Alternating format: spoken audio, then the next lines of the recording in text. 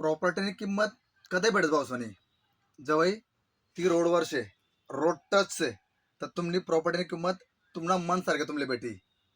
खेतनी किंमत तुमले जास्त कधी भेटी जवळ तुमना खेत रोड टच आहे, तवे तुमना खेतनी किंमत तुम्ही सांगशात त्याप्रमाणे भेटी. पण माणूस रोडवर येस तवे त्याने किंमत शून्य वैजास. असं का बघ भावसानी? त्याला जबाबदार सदस आपण स्वतः. का बघ? आपण जर आपलं कुठल्याही प्रकारनं काम आहे ज्यामुळे आपले खाले मान नाही घालता यायला पाहिजे. म्हणजे तुम्ही व्हॅल्यू तुम्ही तय करा, कोणतं बी काम करा, जबरदस्त करा. कारण तुम्हाच कामवर तुम्ही व्हॅल्यू तय व्हावं.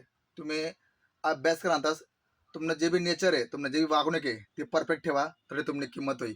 तुम्ही मित्रमंडळीचं भेट राहताच उठ राहताच तरी तुमनं बोलणं चालणं उठणं बसणं परफेक्ट ठेवा, तरी तुमनी किंमत होईल. म्हणजे 10 लोक तुम्ही उभा राहतात ना, तरी तुम्ही व्हॅल्यू व्हायला पाहिजे, तुमची किंमत व्हायला पाहिजे.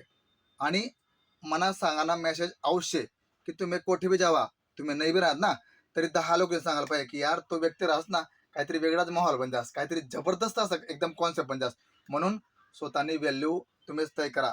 ठीक आहे भाऊसानी? राम राम.